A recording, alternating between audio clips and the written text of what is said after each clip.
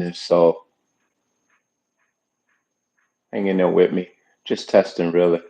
If there's anyone that is available, okay, I can't rotate it. If there's anyone out there and they can hear me or see me, just say something. If not, as I said, this is just a test. Maybe I'll start going live eventually because interacting with other people about this insidious, disturbed disorder is it's just very, very hmm, interesting to say the least. I just wanted to talk about my title is going live first time ever, but I was thinking I was going to do a video, but I might as well do it on live. Uh, if you're finding yourself isolated and you don't have the desire to go out, and I mean out, just out, even to the store or even to uh, interactions with other people, get togethers, you name it, as much as you did before when you were with the narcissist. Just know that this is just a part of your healing, and this is a plus. Let me take these out. This is a plus because this is a plus because you have an advantage to take time for you. You have an opportunity to let the dust settle on all the stuff you went through. You have time to process this, and when I mean process this, truly process it as opposed to sitting around feeling sorry for yourself, feeling bad that you think you lost out or they took this or they took that. If you have your life and your breathing and you have your sanity and you have a fair amount of consciousness of who you are, as opposed to what the narcissist told you you were, you're doing very well. So that's a start, and you have to start from that. You can't take leaps. It's not leaps and bounds to this recovery. This is ask anybody who's recovered from anything, and a physical injury, drug addiction, me with an alcohol addiction back in '97.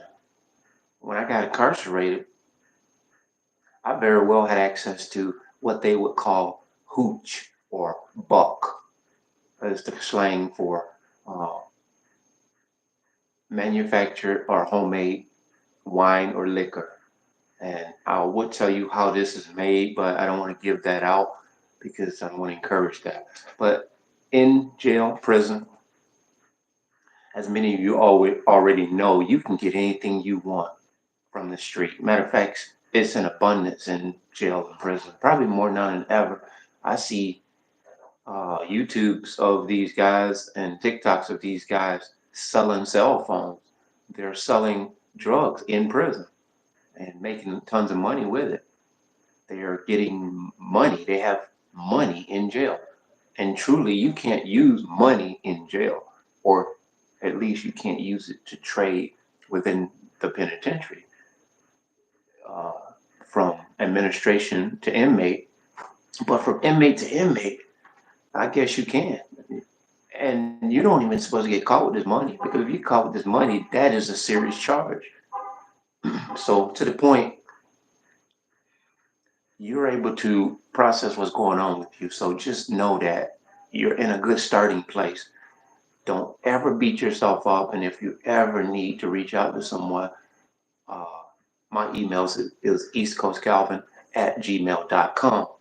Now, I don't often check email, but there's some people out here, man, just willing to just lend a helping hand. Uh, just to understand what you're going through. There's really nobody that does, other than people that have gone through this and are fully awakened. Because a lot of people have gone through this and they just believe for the life of them they're not going to run into this situation again. I learned what I had to learn. I'm not going to deal with that anymore. Uh, they'll give you all these excuses of how they got played once and it won't happen again. But they can't tell you and how they've educated and how they understand narcissists because they truly don't. And it kind of strikes me as interesting.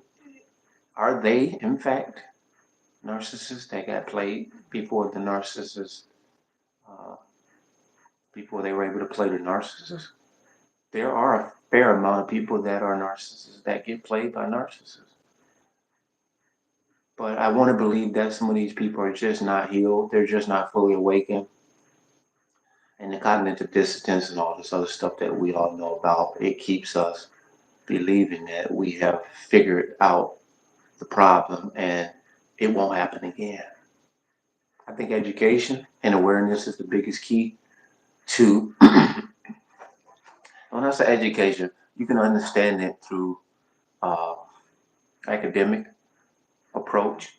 That's a good start to see, uh, just basically the dichotomy of what they are: selfish, self-centered, egotistical, overinflated ego, uh, hateful, backbiters, gossipers, very shallow personality, shallow egos to the point where they're very easily offended.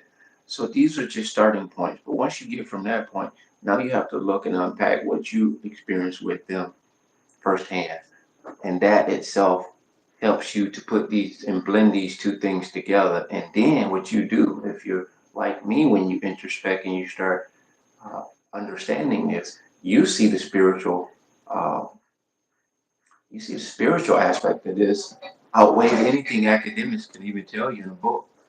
I don't think I could fully explain to you what these people are and have you digest it in a very healthy way because it's hard to get that across. But you who've experienced this, you could probably finish my sentence. We're in harmony here. There's no opposition against each other. There's no one here saying, oh, but no, that's not always true, or that's not always the case. We're not here to argue and debate this. We're here to show you that this is something that outweighs anything on earth that you will ever deal with by way of a human being. This is a catastrophic situation as it pertains to narcissists. This is public enemy number one. This is AI, artificial intelligence. Everybody looking for all the AI through the computers and self checkout. That's a part of it. But how they're going to really get us is through human interaction. That's how they're going to get us to drink the Kool-Aid. So that's just want to talk. I just want to talk about that. You guys just want to let you know that if you're isolated and you don't have the enthusiasm or the urge to go out, that's a part of being duped and disappointed in life. Take your time. Don't feel bad about the fact that you don't have that enthusiasm to go out. Use the time that you have to yourself to truly be good to yourself and do the things that you need to do. Me as a landscaper, I'm often always out, which I'm leaving now to do some stuff. But if I had it my way, I would love to be in the woods near the river or a lake or a creek, and preferably have a house near that. And just my home is my refuge. And I don't stay here enough, but that's beside the point. When you're aware and awake, you can go out here because we are sheep among wolves. Just know that. That being said, bless.